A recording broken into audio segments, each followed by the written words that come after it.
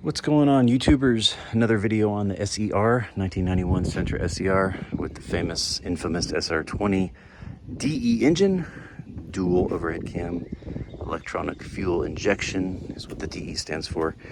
This has been a great car, and this is my third or fourth video on it. And what I'm documenting today is these motor mounts replacing. So this car has a good bit of vibration.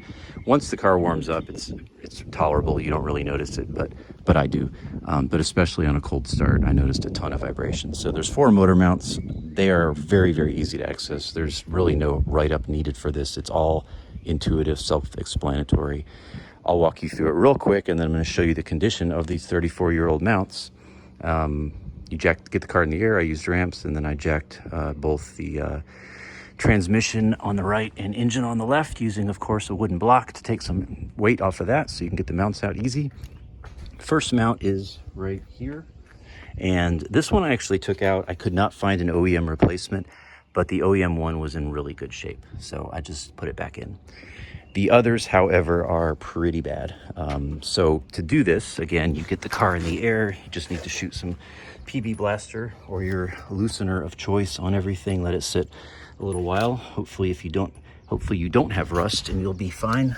And then basically you just need to unhook the mounts here and back there. I'll go ahead and give you a visual. Spin this around.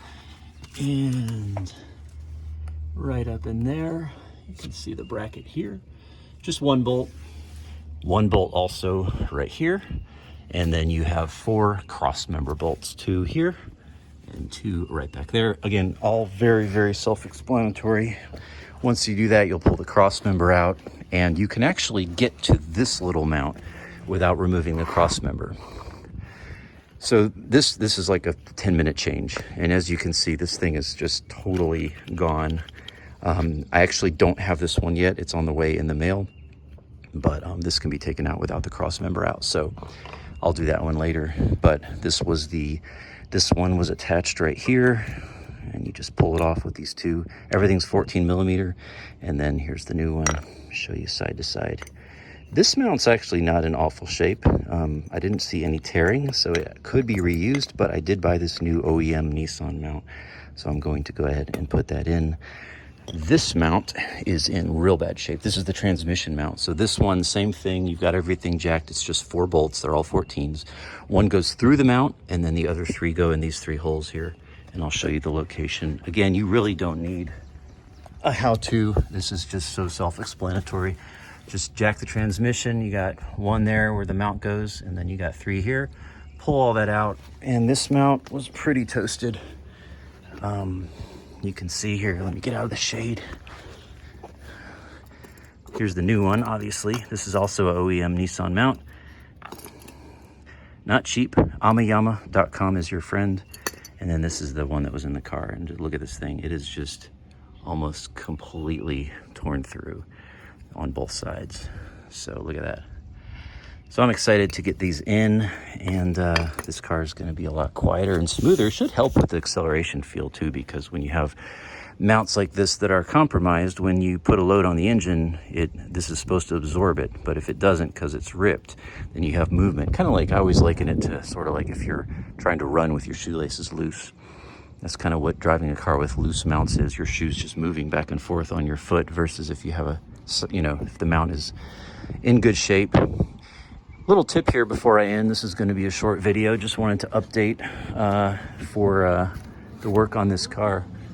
But something I've really learned that's helpful with putting mounts back in, because when you jack the car, then you take a load off things, and then you remove the old mount. But in the few minutes it's going to take to make this video and do all this, these jacks could sag a little bit. And plus, if you notice, the position of the new mount versus the old mount is a little lower here. And that's just because originally this was down here. So what that's going to mean is I'm going to have to move these jacks around a little bit to get these things to line back up. It's not going to go right back in as easily as it came out. So you just have to play like a millimeter at a time with your jacks. Move it up, move it down, be very patient.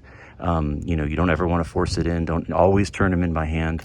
Another thing I like to do is I'll use a little bit of silicone lubricant on the threads of the mount bolts, just to help them get started. especially on an old car like this. This car is 34 years old. Fortunately, I don't have any rust. These bolts are in great shape, as are the entry points for them. But, you know, it just helps. Every little bit you can help, because you don't want to cross thread. I have cross threaded mount bolts before into aluminum, and it is not fun. So I learned my lesson the hard way. So be real careful with that. But that's my tutorial here for the SE-R and the engine mounts and tranny mount. I'm going to put all this back together and go for a drive. Can't wait. This is going to make such a difference. It's really rewarding when you do the work, which again, I mean, I'm 20 minutes in here, so it's really not much work, but you do the work to take it all apart, you order the part, and then you find this and you realize, okay, this was worth it, because it's kind of an unknown. A lot of these things you can't see when they're in the car. You know, it's covered, so you can't really tell the condition until you actually take the mount out. So anyhow, appreciate you watching. That's the Nissan SE-R Sentra mount replacement, and get this in and shoot another video once it's all finished. Thanks for watching. Peace. God bless you.